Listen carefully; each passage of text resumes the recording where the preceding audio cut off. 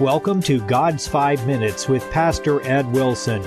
Reach him at gods5minutes@gmail.com. Now, here's Ed Wilson with God's 5 Minutes. Hello, friends. Matthew 26 records how Jesus was taken into custody by the high priest's bodyguards. Then came they and laid hands on Jesus and took him. And behold, one of them which were with Jesus stretched out his hand, drew his sword, and struck the servant of the high priest, and smote off his ear. Then said Jesus unto him, Put up again thy sword into his place, for all they that take the sword shall perish with the sword. Thinkest thou that I cannot now pray to my Father, and he shall presently give me more than 12 legions of angels? The man who swung that sword was Peter.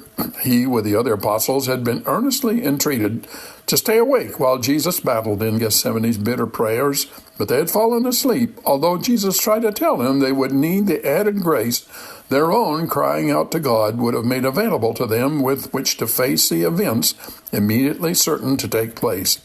Now those things were happening, and the man who had told Jesus he would defend him at all costs, well, he started to do so.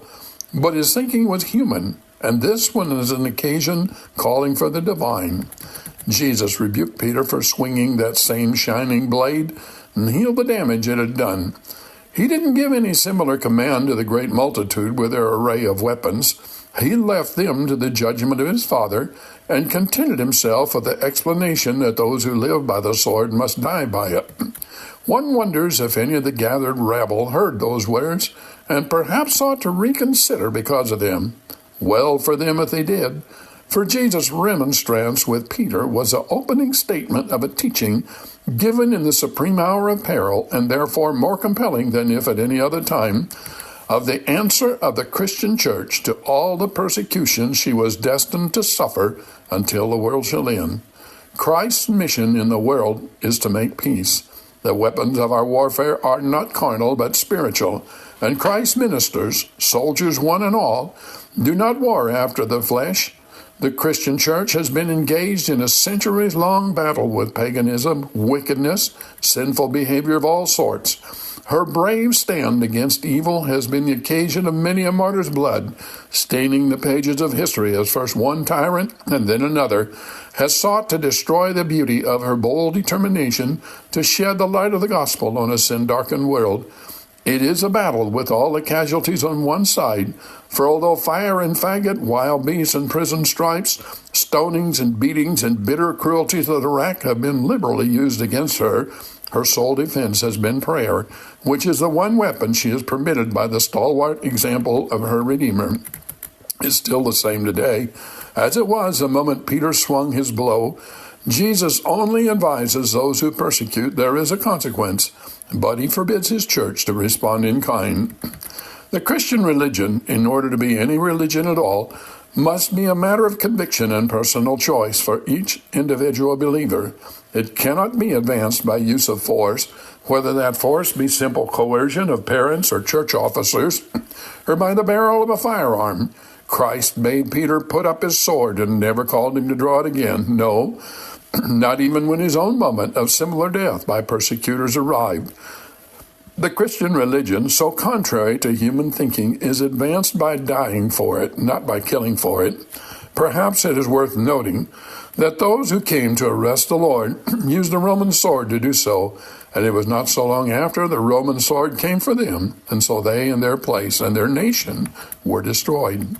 One of the reasons Jesus gave Peter for not using the force of his arm with which to deliver his Lord was that it was not needed. 12 legions of angels stood ready at Jesus' request. Friend, they haven't gone away. Today is a day of mercy. But there will come a day when those angels must be faced, and when the time shall come that God will have his answer to those who dared to defy his word and his Son. Have you talked to him today? You have been listening to God's 5 Minutes with Pastor Ed Wilson. Reach him by email at godsfive-minutes@gmail.com. Tune in next time to hear more encouraging thoughts from God's Word on God's 5 Minutes with Pastor Ed Wilson.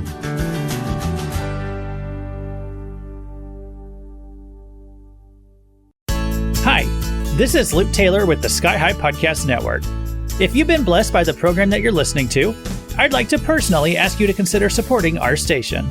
Our network is a collection of programs produced by KNEO Radio in Neosho, Missouri, a nonprofit station dedicated to educating Christians, reaching the lost, and making an eternal impact. This program is just one of many designed to encourage, equip, and inspire you in your walk with Christ. To help keep these programs going strong, visit kneo.org and click the donate button. And if you'd like to let us know in the memo line that you're a listener of this program, we would truly appreciate it. Thank you for being part of what we're doing here at the Sky High Podcast Network. If today's program spoke to you, please prayerfully consider supporting our mission. Together, we can make a difference for eternity.